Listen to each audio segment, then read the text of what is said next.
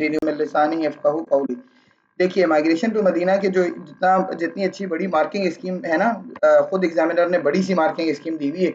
उस बड़ी सी marking scheme के अंदर उसने एग्जामिनर ने सारे इवेंट्स जो है वो कवर करने की कोशिश की है जो माइग्रेशन टू मदीना से रिलेटेड हैं। बैकग्राउंड उतना ही है, वही उसी तरह से है जैसे हमने पीछे कॉन्स्पिरेसी एट दारुल नदवा से पहले लिखा था, या फिर हम वैसे लिखते हैं कॉजेज में लिखते हैं कि आफ्टर, क्योंकि एक क्वेश्चन पता है क्या आया हुआ है पेपर में, एक क्वेश्चन आया हुआ है कि Abu Talib died in 619 AD, ठीक है। राइट, इतना ये स्टेटमेंट है, right a detail account of the migration to Medina and the spread of Islam. मतलब उन्होंने बेसिकली माइग्रेशन टू मदीना के ही इवेंट्स पूछे हमें 10 मार्क्स के, but they are just relating it to the death of Hazrat Abu तालिब। तो चाहे वो हजरत Abu तालिब की डेथ को मेंशन करें या ना करें क्वेश्चन में, हम फिर भी अपने आंसर में जरूर मेंशन करेंगे, ठीक है। After the persecution and opposition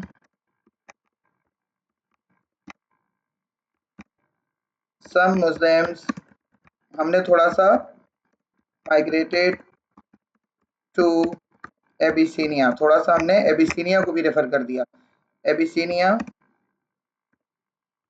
and a boycott was imposed on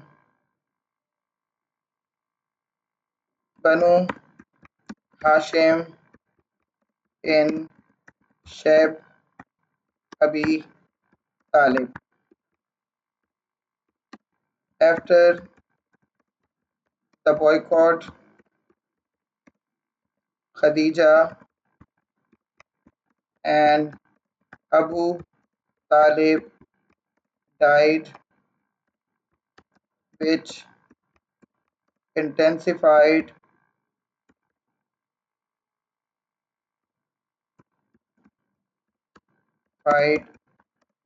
the persecution against the profit सल्लल्लाहु अलैहि वसल्लम। ये हमने बस इतने ही बैकग्राउंड की ज़रूरत है, इससे ज़्यादा बैकग्राउंड हमें नहीं लिखना, ठीक है। प्रॉफिट सल्लल्लाहु अलैहि वसल्लम के अगेंस्ट इंटेंसिफाइड हो गई परसिक्यूशन। प्रॉफिट सल्लल्लाहु अलैहि वसल्लम तो वैसे ही देख रहे थे कोई जगह, लेकिन प्लेजेस ऑफ अकाबा ने प्रॉफिट सल्लल्लाहु अलैहि वसल्लम को एक होप प्रोवाइड की, तो हम यहाँ पर ज़रूर रेफर करेंगे प्रॉफिट सल्लल्लाहु अलैहि वसल्लम met with Aus and Khazraj from Yathrib in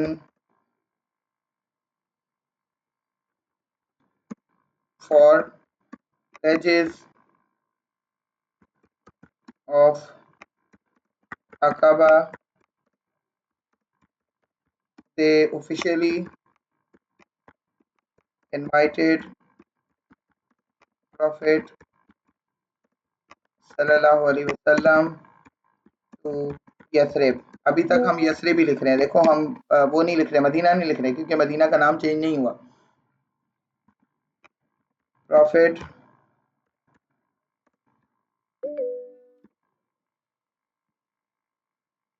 इंशा, हाँ इंशा का मैं नाम लिखना भूल गई थी, लेकिन मुझे याद था कि इंशा नहीं है क्लास में।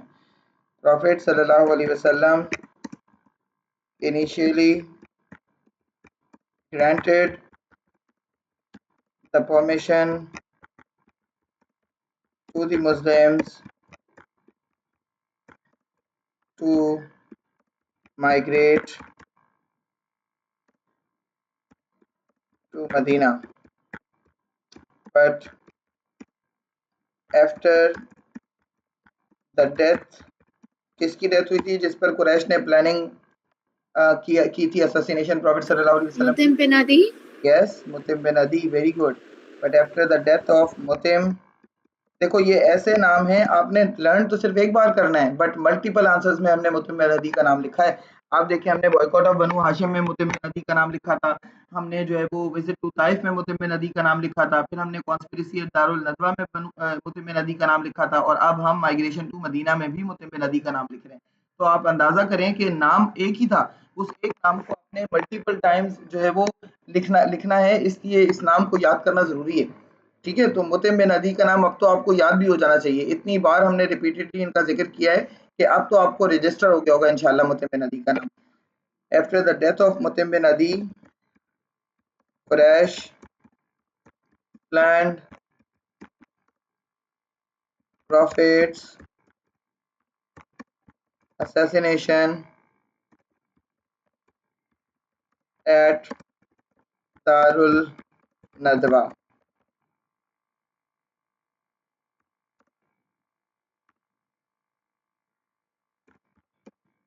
They, बल्कि इसमें आप लिखें Satan also participated in this meeting. किसकी फॉर्म में हमने डिस्कस किया था? शेख जलील, वो जो नजद ट्राइब के लीडर थे। यस, नजद ट्राइब का जो लीडर था Sheikh Jalil in a form of Sheikh जलील।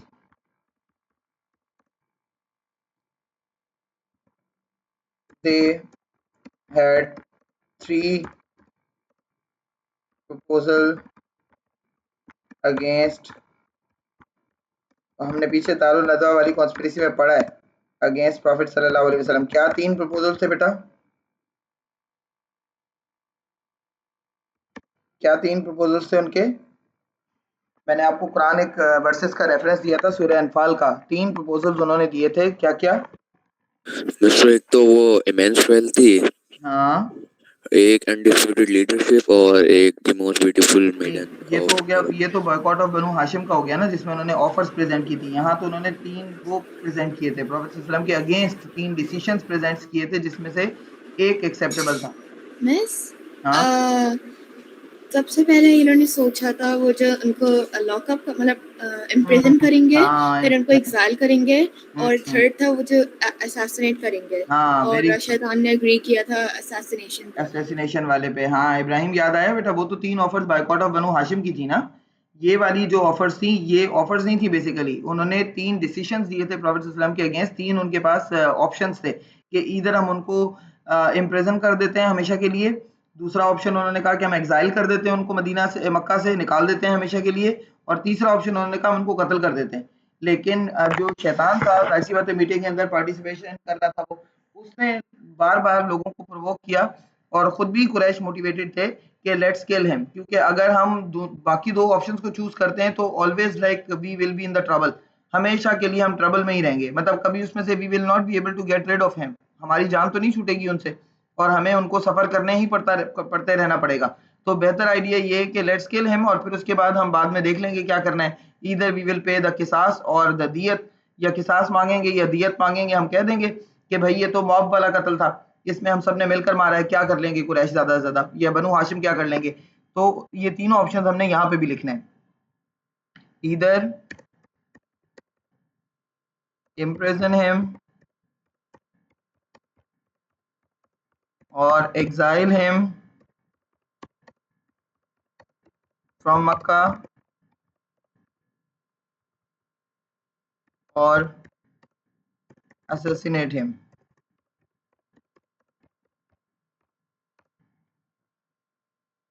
सबको थर्ड ऑप्शन पसंद आया और उन्होंने कहा कि कत्ल ही कर देते हैं, ये ज़्यादा बेहतर ऑप्शन है अगर हमें हमेशा के लिए जान छुड़ानी है तो। Finally they all agreed to assassinate him. However, Quran says they plan and Allah plans। एक प्लान इंसान बनाता है और एक प्लान अल्लाह बनाता है, and Allah plans, Indeed Allah is the best plan. ठीक है, एक प्लानिंग अल्लाह ने की, एक प्लानिंग उन्होंने की। अब अल्लाह की प्लानिंग क्या थी? अल्लाह already informed Prophet sallallahu alaihi wasallam about their plannings and granted him. कब से प्रॉफेट सल्लल्लाहु अलैहि वसल्लम वेट कर रहे थे कि उनको परमिशन मिले तो वो माइग्रेट करें। अब उनको परमिशन मिल गई। Granted him the permission. यहाँ हमने देखो कॉन्स्पिरेसी एट दारुल नदवा को समराइज करके लिखा है, क्योंकि यहाँ हमें कॉन्स्पिरेसी एट दारुल नदवा की बहुत लंबी चौड़ी डिटेल लिखने की जरूरत नहीं है। अगर खुद से 10 मार्क्स का क्वेश्चन आता है कॉन्स्पिरेसी एट दारुल नदवा का, तब अलग बात है, लेकिन इस वाले आंसर के अंदर जितनी डिटेल्स हमें चाहिए थी बेटा हमने उतनी लिख दी। ठीक है, शैतान का बताना जरूरी है कि मीटिंग के अंदर वो भी था, मीटिंग हुई कहाँ थी ये बताना जरूरी है, दारुल नदवा में। और प्लानिंग लास्ट में, मतलब पहले उन्होंने कौन से 3 ऑप्शन चूज किए और आखिरी ऑप्शन कौन सा था जिसको उन्होंने जिस पे वो डिटरमिन रहे कि हमने ये वाला करना है, वो हमने लिखना है। उसके अलावा बाकी की चीजें हमें लिखने की यहाँ पर जरूरत नहीं है। ठीक है, granted him the permission to migrate to Yathrib. अब प्रॉफिट सल्लल्लाहु अलैहि वसल्लम asked Hazrat Ali to stay, ये हमने डिस्कस कर लिया था, to stay on his bed to return the belongings, लोगों की जो belongings हैं उनको वापस करने के लिए हजरत अली से कहा कि आप यहाँ पे रुक जाएं।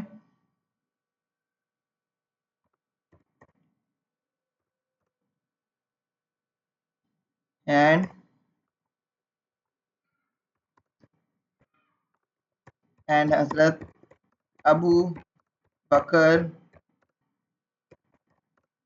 was making arrangements for the migration।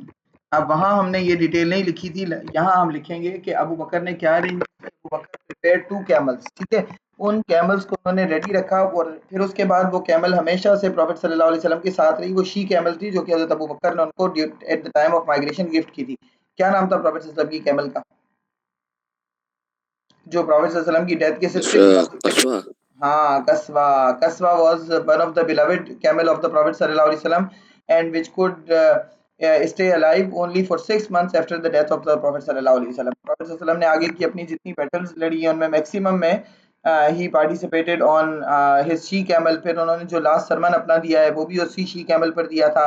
फिर उसके अलावा प्रॉफिट सल्लल्लाहु अलैहि वसल्लम ने जो माइग्रेशन की हाफ जर्नी माइग्रेशन की कंप्लीट की थी वो भी इसी शी कैमल पे की थी। अच्छा, प्लानिंग ये थी कि हजरत अबू बकर ने कैमल्स अरेंज कर दिए थे, लेकिन अभी वो कैमल्स पर नहीं जाएंगे क्योंकि कैमल्स को हाइड करना मुश्किल था। तो पहले वो वॉक करके जाएंगे और पहले वो कोई रास्ता ढूंढेंगे जहां पर वो मतलब गायब हो जाएंगे, डिसअपियर हो जाएंगे, जिससे कुरैश को ऐसा लगेगा कि वो हमारे हाथ से निकल गए। और फिर उस पहली बार माइग्रेशन टू मदीना में इस्तेमाल किया था। हाँ, first time migration to Medina में इस्तेमाल किया था, उससे पहले कभी नहीं यूज किया प्रॉफिट सल्लल्लाहु अलैहि वसल्लम ने इसको। और फिर उसके बाद कंटिन्यूअसली प्रॉफिट सल्लल्लाहु अलैहि वसल्लम यूज्ड इट। ठीक है, और फिर वो 6 मंथ्स तक प्रॉफिट सल्लल्लाहु अलैहि वसल्लम की डेथ एक के अलाइव रही। हाँ की हाँ एवरेज लाइफ स्पैन कितनी होती है, क्योंकि बहुत लंबे वक्त तक जिंदा रहा है ये ऊँट। हाँ, लेकिन नहीं, ये ऊँट तो उस वक़्त तो बहुत यंग था, लेकिन जब प्रॉफेट सल्लल्लाहु अलैहि वसल्लम की डेथ हुई उसके 6 महीने के बाद इसकी भी डेथ हो गई। इसका लाइफ स्पैन ऊँट का बहुत लंबा होता है बेटा, कैमल का तो बड़े लंबे सालों तक 25-25, 30-30 साल ज़िंदा रहते हैं ये। एक पैरट जो है वो 25 ईयर्स तक ज़िंदा रहता है, तो कैमल तो एक बड़ा जानवर है, उसकी तो लाइफ स्पैन काफ़ी लंबी होती है। तो कैमल जो है, ये शी कैमल जो है, ये बस उतना ही टाइम ज़िंदा रही, समझ लो 10 ईयर्स तक। जब प्रॉफिट यहाँ पर जब वो प्रॉफिट सल्लल्लाहु अलैहि वसल्लम ने जब उसके ऊपर ट्रैवल किया था, मतलब वो शी वाज़ जस्ट यंग, मतलब बिल्कुल यंग शी कैमल थी। और फिर उसके बाद वो she stayed with the profit सल्लल्लाहु अलैहि वसल्लम फॉर अराउंड 10 ईयर्स, क्योंकि 10 ईयर्स प्रॉफिट सल्लल्लाहु अलैहि वसल्लम मदीना में रहे। और 10 ईयर्स के बाद प्रॉफिट सल्लल्लाहु अलैहि वसल्लम की जब डेथ हुई, जैसे हज़रत फातिमा की डेथ हुई उसके साथ ही इस शी कैमल की भी डेथ हुई थी। 6 मंथ्स के बाद हज़रत फातिमा की भी डेथ हो गई थी और शी कैमल की भी। And nobody road on it after the death of profit सल्लल्लाहु अलैहि वसल्लम। प्रॉफिट सल्लल्लाहु अलैहि वसल्लम की डेथ के बाद कोई इसके ऊपर सवार नहीं हुआ, और ये कुछ खाती नहीं थी, कुछ पीती नहीं थी, बस मतलब continuously the tears were falling, उनकी उसकी आंखों से आंसू बहते रहते थे, और वो मतलब भूखी प्यासी बैठी रहती थी, ना कुछ खाती थी, ना कुछ पीती थी, ना उठ के खड़ी होती थी। और फिर वो फाइनली उसकी डेथ हो गई। तो प्रॉफिट सल्लल्लाहु अलैहि वसल्लम के साथ क्योंकि उसकी भी एसोसिएशन बन गई थी, जबकि कैमल इतना एसोसिएटेड एनिमल नहीं होता, लेकिन ऑफ कोर्स प्रॉफिट सल्लल्लाहु अलैहि वसल्लम के साथ एक अलग अलग मैटर है, तो वो सेटल डाउन हो गई थी। अच्छा, इसके बाद अब उन्होंने यहाँ से कैमल पे ट्रैवल नहीं किया था, कैमल को उन्होंने रेडी रखा था। कैमल बाद में पहुंचाया था हजरत अबू बकर के बेटे अब्दुल्ला बिन अबू बकर ने, क्योंकि पहले प्रॉफिट सल्लल्लाहु अलैहि वसल्लम को स्टे करना था केव ऑफ सौर में, और ये नॉर्मल रूट नहीं था। अगर आप कभी विजिट करें ना मक्का, या मक्का विजिट करें उम्रा या हज के लिए, तो आप कभी केव ऑफ सौर को देखेंगे, वो आउट ऑफ द वे पड़ता है। केव ऑफ सौर का रास्ता बहुत ज्यादा, केव ऑफ हिरा तो लोग विजिट कर लेते हैं क्योंकि केव ऑफ हिरा का रास्ता फिर भी आसान है, but cave of Thawr is very difficult to go. अच्छा खासा लंबा रास्ता है, कोई गाड़ी नहीं जाती वहां पर, और उस वक्त तो बहुत मुश्किल था। अब तो फिर भी बन गई हैं रोड्स, आप सोचो अब कितना स्टेब्लिश हो गया है सऊदी अरबिया, लेकिन उस वक्त तो बिल्कुल ही केव ऑफ सौर तक जाना इम्पॉसिबल सा था। और अबेंडन सा ये केव था जहाँ पर शायद सालों से किसी ने विजिट नहीं किया था। प्रॉफिट सल्लल्लाहु अलैहि वसल्लम deliberately choose this way, because अगर वो नॉर्मल वाला रास्ता चूज करते जिससे सारे लोग जाते हैं तो कुरैश उनको पकड़ लेते, पहुंच जाते, और मदीना का रास्ता काफी लंबा था। प्रॉफिट सल्लल्लाहु अलैहि वसल्लम डिड नॉट वांट के वो उन तक पहुंचे, और ये रास्ता था भी बहुत मुश्किल, क्योंकि इसके आगे केव ऑफ सौर के आगे डेजर्ट, बहुत बड़ा डेजर्ट था, खाली डेजर्ट, जहां पर होपफुली मुसलमानों को शायद या प्रॉफिट सल्लल्लाहु अलैहि वसल्लम को शायद कुछ भी ना मिलता, लेकिन प्रॉफिट सल्लल्लाहु अलैहि वसल्लम को इतना मुश्किल रास्ता चूज करके जाना ही था to get rid of the Quraysh, वरना कुरैश उनको पहुंच जाते। अभी हम आगे पढ़ेंगे कि उनके साथ रास्ते में हुआ क्या क्या था। बड़े इंटरेस्टिंग इवेंट्स है इसके रास्ते के, द वे प्रॉफिट सल्लल्लाहु अलैहि वसल्लम face the issues and the way he sorted it out, जिस तरह से उन्होंने सॉर्ट आउट किया था इसको। अच्छा, अब क्या हुआ कि इन द मॉर्निंग, अच्छा पहले प्रॉफिट सल्लल्लाहु अलैहि वसल्लम, कुरैश आके जमा हो गए उनके दरवाजे के बाहर, तो प्रॉफिट सल्लल्लाहु अलैहि वसल्लम रिसाइटेड विच वर्सेस, हमने बात की थी, सूरह यासीन। हाँ Surah Yasin. Quraysh gathered around the house of, अच्छा ये अंदर क्यों नहीं गए, बाहर ही बैठकर वेट क्यों कर रहे थे? हाउस ऑफ प्रॉफिट सल्लल्लाहु अलैहि वसल्लम, बताइए बेटा। कुछ चीज़ें कुरैश की बहुत बुरी थी, लेकिन कुछ चीज़ें ना कुरैश के अंदर थोड़ी बहुत अच्छी भी थी। मतलब ह्यूमैनिटी बेसिस पर कुछ चीज़ें ऐसी थी जिनको वो मतलब बहुत रिलीजियसली फॉलो करते थे। आप कह सकते हैं कि they were the merits of them, मतलब आखिर इतने ही बुरे लोग होते तो अल्लाह ताला उन्हीं में से नबी क्यों बनाता? तो कुछ चीज़ें उनके अंदर अच्छी भी थी ना, इसीलिए तो अल्लाह ताला ने एक नबी, आखिरी नबी, अपना सबसे प्यारे नबी अल्लाह ताला ने उनमें से चूज़ किए। तो उनकी एक अच्छी बात ये थी कि वो घर में घुसकर मारना उनको अजीब सा लगता था। मतलब वो इस चीज को अपने अपने ट्रेडिशंस के अगेंस्ट समझते थे कि घर में कोई भी हो सकता है ना, घर में वेमेन भी हो सकती हैं, जबकि प्रॉफिट सल्लल्लाहु अलैहि वसल्लम के बारे में तो पता था, हजरत खदीजा की तो ऑलरेडी डेथ हो चुकी है। घर में प्रॉफिट सल्लल्लाहु अलैहि वसल्लम की बेटियां थी प्रॉफिट सल्लल्लाहु अलैहि वसल्लम की, लेकिन उस वक्त तो वो भी नहीं थी, दे ऑलरेडी माइग्रेटेड। प्रॉफिट सल्लल्लाहु अलैहि वसल्लम की बेटियों ने प्रॉफिट सल्लल्लाहु अलैहि वसल्लम से पहले माइग्रेट किया है। तो अब प्रॉफिट चांसेस नहीं थे कि प्रॉफिट सल्लल्लाहु अलैहि वसल्लम के घर में कोई वेमेन होती, लेकिन फिर भी ये कुरैश के रूल्स के अगेंस्ट था कि वो घर में घुस के कत्ल करते, इसलिए वो बाहर ही बैठकर वेट कर रहे थे प्रॉफिट सल्लल्लाहु अलैहि वसल्लम के आने का। और रात के वक्त किसी के घर में घुसना ये उनको सूट नहीं करता था, मतलब ये चीज उनको एक्सेप्टेबल नहीं थी कि हम किसी के घर के अंदर एंटर हो जाएं रात को। सुबह तक उन्होंने वेट किया, जब रोशनी हो गई तब वो हजरत अली को जाकर उन्होंने पकड़ा और तब जाकर वो एंटर हुए, मतलब रात में वो प्रॉफिट सल्लल्लाहु अलैहि वसल्लम के घर में एंटर नहीं हुए। तो ये उनके मेरिट्स में से मतलब कुछ अच्छी बातें जो उनमें थी, उनमें से एक चीज ये भी थी कि दे डिसाइडेड दैट कि हमें घर में नहीं एंटर होना। द हाउस ऑफ प्रॉफिट सल्लल्लाहु अलैहि वसल्लम and were waiting for him. Profit sallallahu alaihi wasallam recited the verses of Surah Yasin and took a handful of sand, blew it in the air. Miraculously, Quraysh got blind, मतलब वो temporarily blind हुए थे, ऐसे permanent नहीं, and could not see Prophet sallallahu alaihi wasallam and Abu Bakr. अब prophet सल्लल्लाहु अलैहि वसल्लम और हजरत अबू बकर निकले वहां से, और वॉक करते हुए वो पहुंच गए केव ऑफ सौर। Meanwhile profit chose the route of cave of Saur and reached there. पीछे पैराडाइम शिफ्ट कीजिए, वापस मक्का आइए। Quraish in the morning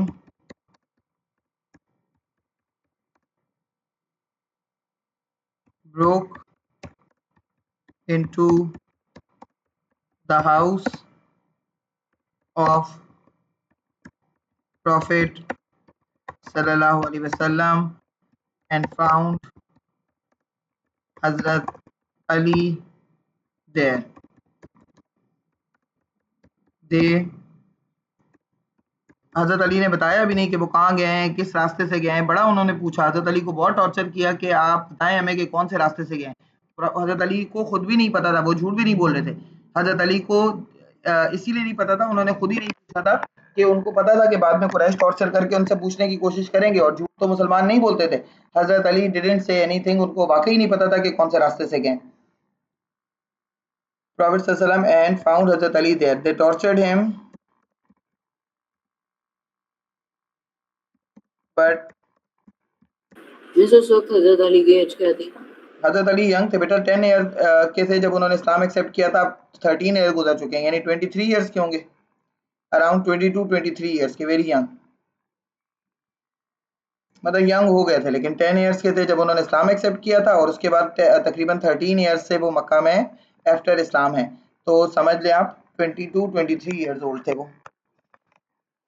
but did not they tortured him but did not get any information. अब एक और चीज क्या हुई, अब प्रॉफेट सल्लल्लाहु अलैहि वसल्लम और हजरत अबू बकर जब वॉक करके गए ना, तो सैंड जो होती है डेजर्ट के अंदर, सैंड जो होती है उसके ऊपर जब आप आपके पैर रखते हैं तो फुटप्रिंट्स खुद ही आ जाते हैं। अब हजरत अबू बकर और प्रॉफेट सल्लल्लाहु अलैहि वसल्लम जब गए होंगे ना केव ऑफ सौर के रास्ते की तरफ, तो उनके फुटप्रिंट्स आ गए थे सैंड के ऊपर। अब हजरत अबू बकर का जो स्लेव था, किसी को नाम याद है? किसी को नाम याद है बेटा? ना भी याद हो कोई बात नहीं, हम नाम नहीं भी लिखेंगे तब भी कोई फर्क नहीं पड़ेगा, क्योंकि इसकी माइग्रेशन टू मदीना की डिटेल्स बहुत ज्यादा है। इसमें अगर कोई छोटा मोटा नाम आप मिस भी कर देते हैं तो it would not affect your answer. वैसे नाम था आमिर बिन फुहीरा। वो बाहर जब आए, उन्होंने देखा कि प्रॉफेट सल्लल्लाहु अलैहि वसल्लम और हजरत अबू बकर के फुटप्रिंट्स तो बड़ा क्लियरली नजर आ रहे हैं, क्योंकि 2 लोग थे और वो 4 जो फुटप्रिंट्स थे वो बहुत क्लियरली नजर आ रहे थे। अगर कोई भी एक देखता उसको तो एक नजर में पहचान लेता कि ये हजरत अबू बकर और प्रॉफेट सल्लल्लाहु अलैहि वसल्लम के फुटप्रिंट्स हैं। तो उन्होंने क्या किया, he had goats and sheeps, उसने क्या किया, अपनी गोट्स एंड शीप्स को उसके ऊपर छोड़ दिया, उन फुटप्रिंट्स के ऊपर। वो गोट्स एंड शीप्स उसके ऊपर वॉक करती रही, वो इतने मिक्सअप हो गए फुटप्रिंट्स के, पता ही नहीं चल रहा था कौन से फुटप्रिंट्स ह्यूमन के हैं और कौन से एनिमल के हैं। और इस तरह से ही actually hid the footprints of Hazrat Abu Bakr and prophet सल्लल्लाहु अलैहि वसल्लम, वरना कुरैश को एटलीस्ट क्लू मिल जाता कि किस रास्ते की तरफ वो गए। मीनवाइल आमिर बिन फुहीरा slave, आप देखिए हजरत अबू बकर की फैमिली कितनी ज्यादा इन्वॉल्व है सारे प्रोसेस के अंदर। उनके बेटे इन्वॉल्व हैं, उनकी बेटी इन्वॉल्व है, और साथ में उनका स्लेव भी इन्वॉल्व है। और ये सब लोगों को टॉर्चर भी किया गया, हजरत अबू, जिस तरह हजरत अली को टॉर्चर किया गया, हजरत अबू बकर की बेटी को भी बहुत मारा अबू जहल ने। इतने जोर से उनके फेस पे उसने चमान मारा था अबू बकर की बेटी के फेस पर। हजरत कौन सी वाली बेटी? हजरत अबू बकर की 2 बेटियां थी ना, हम कौन सी बेटी की बात कर रहे हैं बेटा?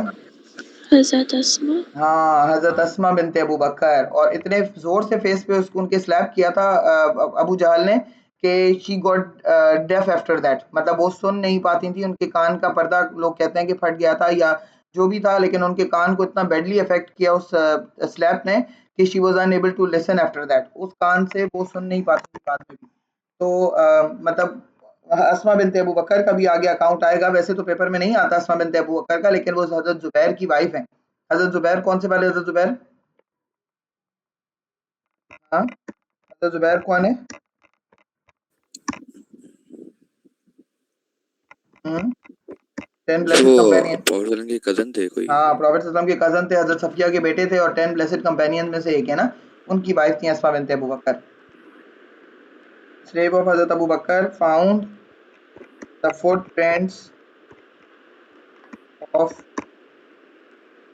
हज़रत अबू बकर एंड प्रॉफेट सल्लल्लाहु अलैहि वसल्लम। He left his sheep and goats there removed to mix the footprints.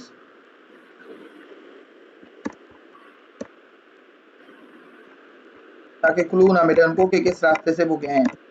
अब मीनवाइल एक और चीज़ हुई, जब इन्होंने हज़रत अली को बहुत टॉर्चर किया, नहीं हज़रत अली ने कुछ बताया, now they made an announcement. अब उन्होंने अनाउंसमेंट की कि हम क्या करेंगे, कितने कितने रेड कैमल्स देंगे? So 100. 100 red camels. Quraish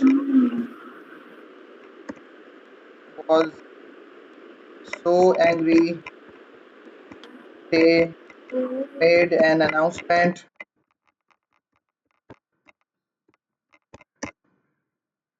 of the reward of 100 red camels. Red camels तो इतने रेयर और इतने एक्सपेंसिव होते थे कि सब लोगों को चाहिए होते थे ऑफ कोर्स। अब जिसकी प्रॉफिट सल्लल्लाहु अलैहि वसल्लम के साथ और हज़रत अबू बकर के साथ कोई एनमिटी नहीं थी, कोई दुश्मनी नहीं थी, कोई प्रॉब्लम नहीं था, कोई इशू नहीं था, वो भी प्रॉफिट सल्लल्लाहु अलैहि वसल्लम और हज़रत अबू बकर को ढूंढने जा रहे थे, क्योंकि उनको लालच था, ग्रीड था कि उनको रेड कैमल्स मिलने वाले हैं। तो ये कुरैश ने समझ लो एक मतलब बहुत बड़ा रिवॉर्ड अनाउंस करके प्रॉफिट सल्लल्लाहु अलैहि वसल्लम और हज़रत अबू बकर की लाइफ को और खतरे में डाल दिया था। और उन्होंने साथ में ये भी कहा था, उनको ये भी नहीं चाहिए था कि प्रॉफिट सल्लल्लाहु अलैहि वसल्लम और हज़रत अबू बकर उनको जिंदा चाहिए। दे मेड अनाउंसमेंट के प्रॉफिट सल्लल्लाहु अलैहि वसल्लम और हज़रत अबू बकर को जो भी जिंदा या मुर्दा पकड़ कर लाएगा, सबको जो है वो ये रिवॉर्ड मिलेगा। तो इसलिए किसी को कोई प्रॉब्लम नहीं था कि जिंदा मिल जाते हैं तो ठीक है, वरना हम मार के ले आएंगे। Quraysh was so angry they made an announcement of the reward of 100 red camels. Whoever will catch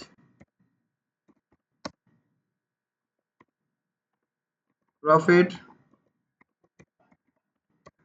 and Abu Bakr dead or alive।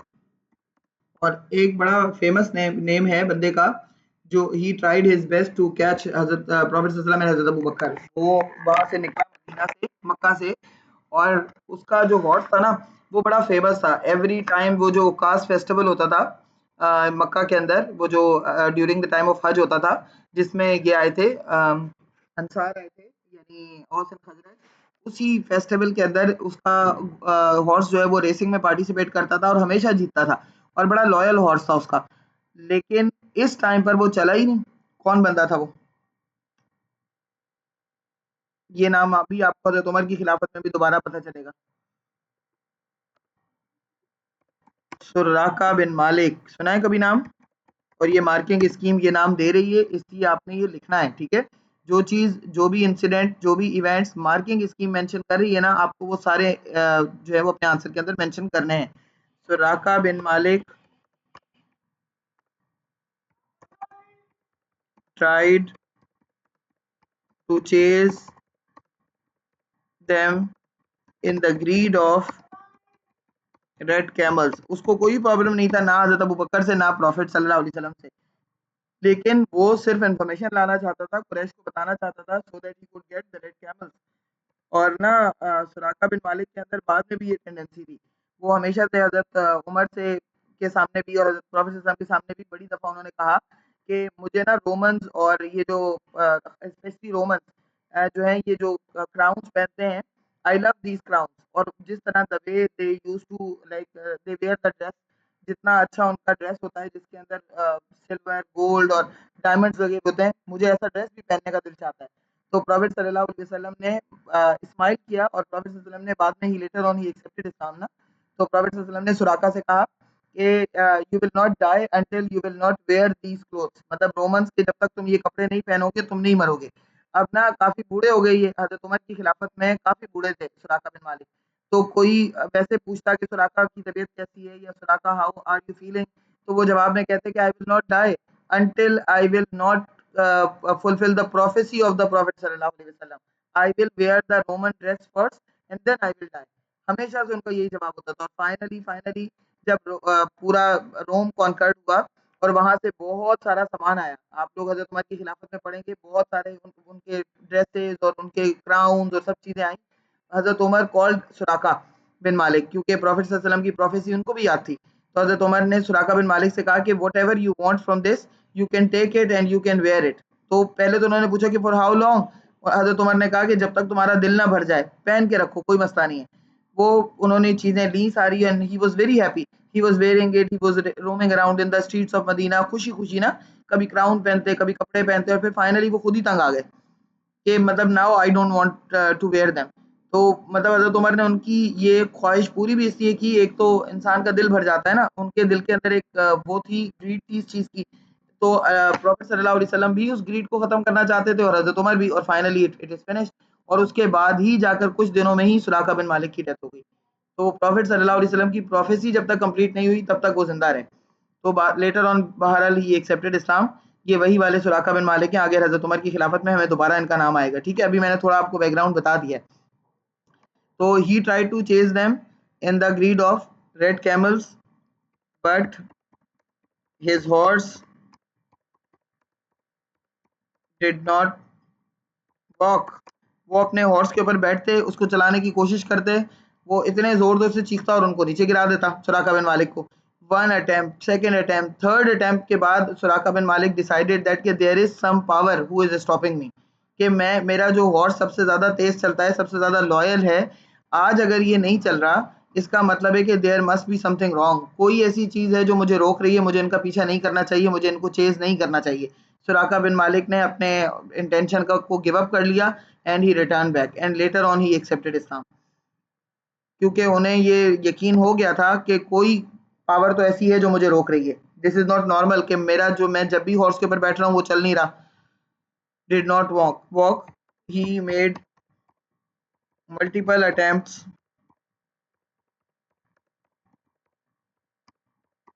but could not force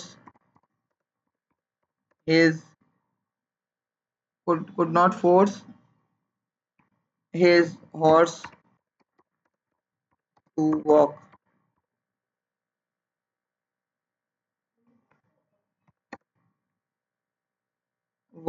Finally he gave up as he came to know बहुत सारे miracles हुए थे migration to Medina के time पर, क्योंकि prophet सल्लल्लाहु अलैहि वसल्लम को अल्लाह ने सिक्योर साउंड वहां पर पहुंचाना था मदीना में।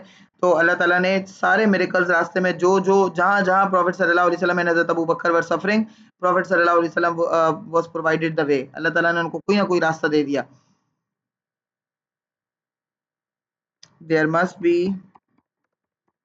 सम power who is stopping him. Later on he accepted Islam. अभी हम डिटेल नहीं लिख रहे, बाद में हम इसकी डिटेल पढ़ेंगे। Later on he accepted। वालेकुम अस्सलाम। आगे बढ़ते हैं। अब आते हैं प्रॉफिट सल्लल्लाहु अलैहि वसल्लम, और इन सारे, ये सारी चीजें चल रही हैं और मीनवाइल प्रॉफिट सल्लल्लाहु अलैहि वसल्लम आ जाते हैं कहाँ पर, केव ऑफ सौर में।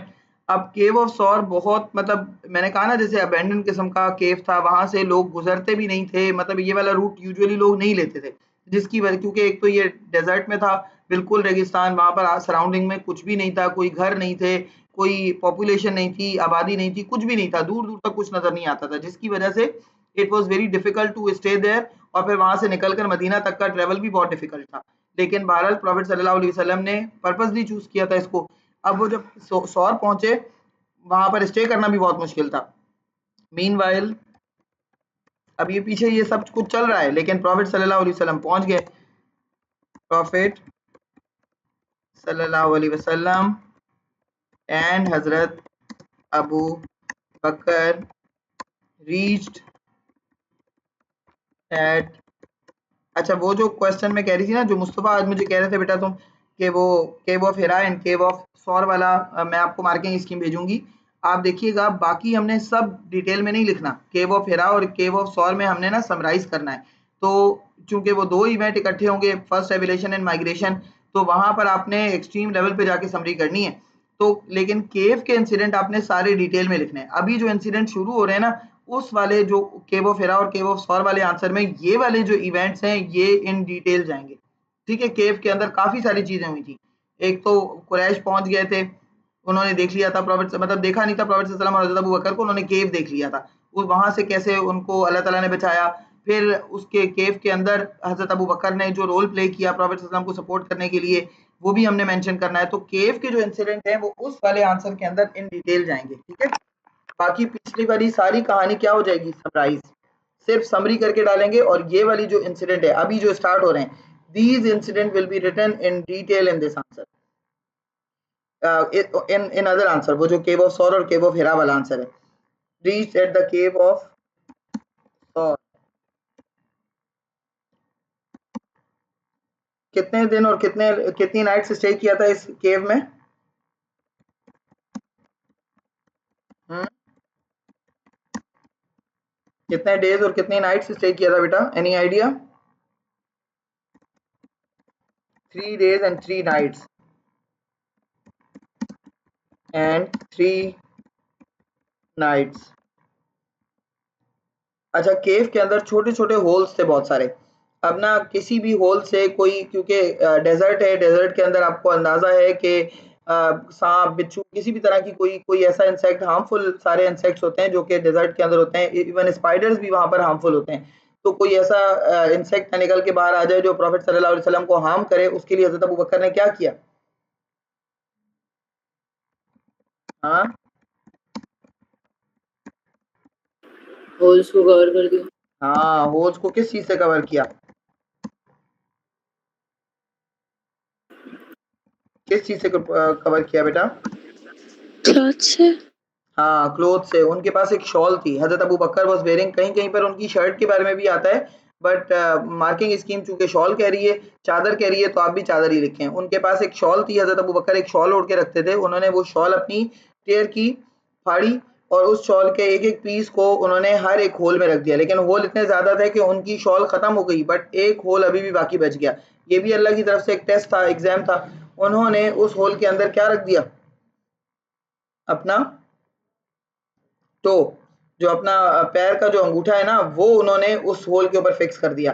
और इत्तेफाक की बात है, ये भी अल्लाह ताला की तरफ से एग्जाम है, कि वहां से एक स्नेक आया and it bit Hazrat Abu बकर। उस स्नेक ने हजरत अबू बकर को काट लिया।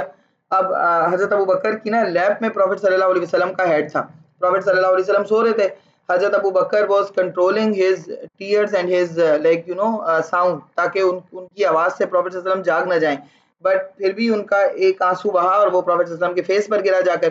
प्रॉफिट सल्लल्लाहु अलैहि वसल्लम की आंख खुल गई। उन्होंने पूछा कि अबू बकर व्हाट हैपेंड? तो फिर उन्होंने, हजरत अबू बकर ने दिखाया अपने पैर का अंगूठा के सांप ने काट लिया है। और वहां के सांप कितने खतरनाक होते हैं, डेजर्ट के सांप, आपको पता ही होगा। तो प्रॉफिट सल्लल्लाहु अलैहि वसल्लम ने क्या लगाया उसके ऊपर? ही अप्लाइड, क्या लगाया? बताओ जल्दी से, फिर मैं आगे लिखूं।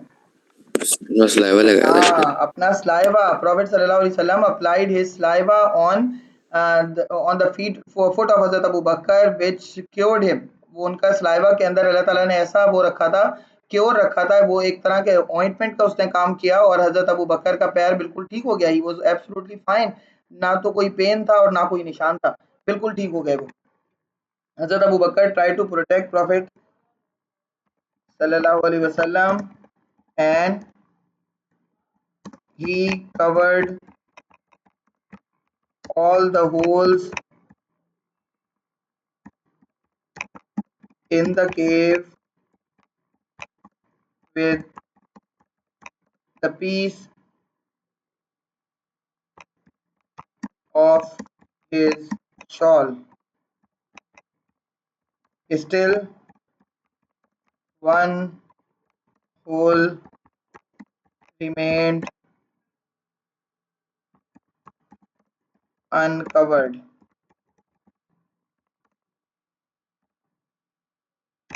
He kept his foot to cover it.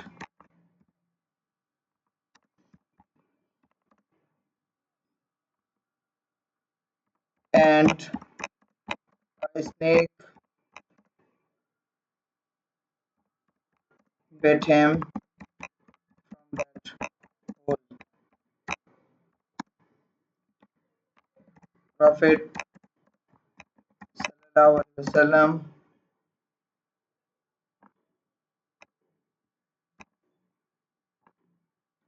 woke up with his tears and applied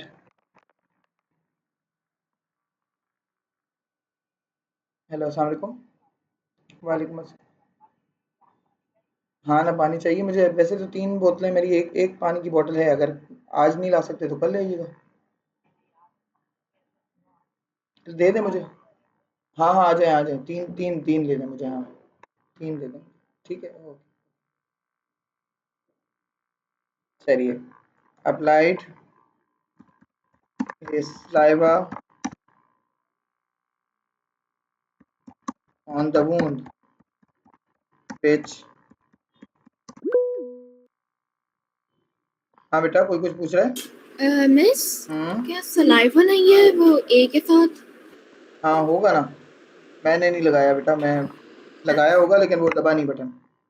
ठीक है, सही है।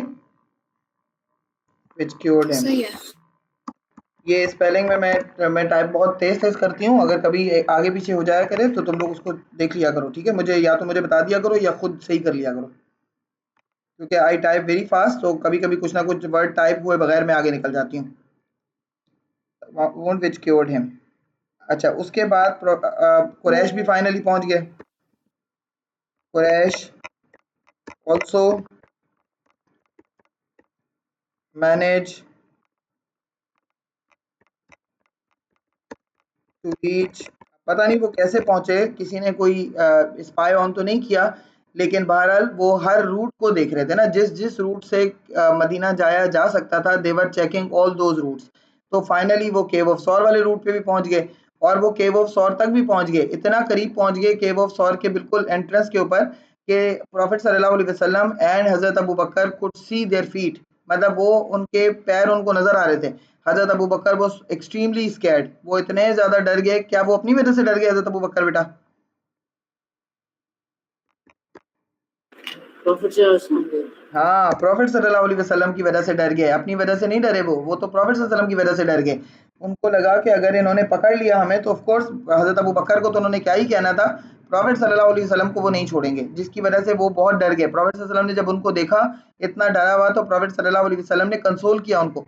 उनसे कहा कि अबू बकर ला तहज़न इन्नल्लाह माना, कि do not be scared, do not be worried, Allah is with both of us, Allah हम दोनों के साथ है। और फिर इसी के ऊपर बाद में वर्सेज आई थी सूरह अनफाल में, इज हुमा फी गार सानी इसनैन, कि when they too were in the cave. And फिर अल्लाह ताला ने प्रॉफिट सल्लल्लाहु अलैहि वसल्लम के वो जो कंसोल वाले वर्ड्स हैं उनको भी कोट किया। एग्जैक्टली सेम वर्ड अल्लाह ने कुरान के अंदर कोट किए हैं सूरतुल अनफाल में।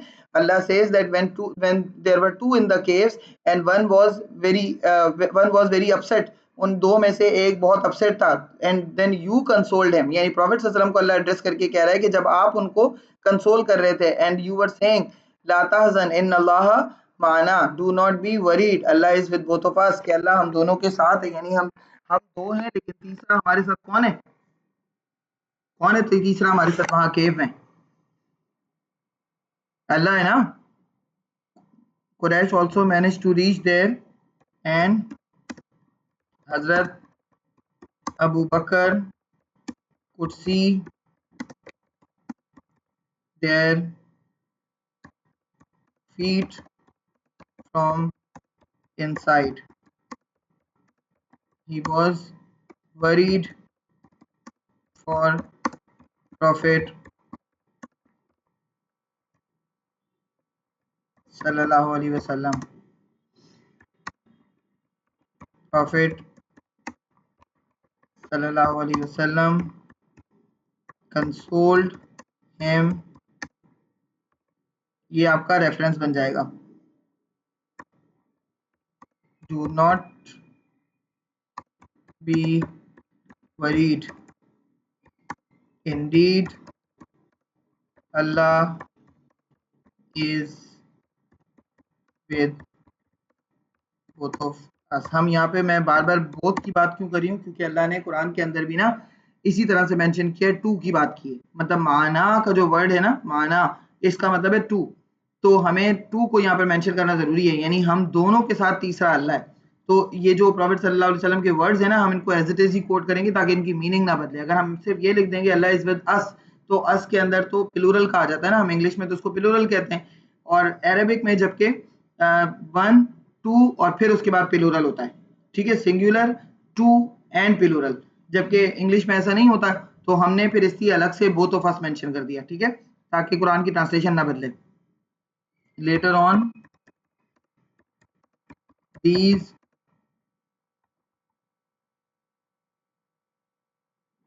words became the part of Quran.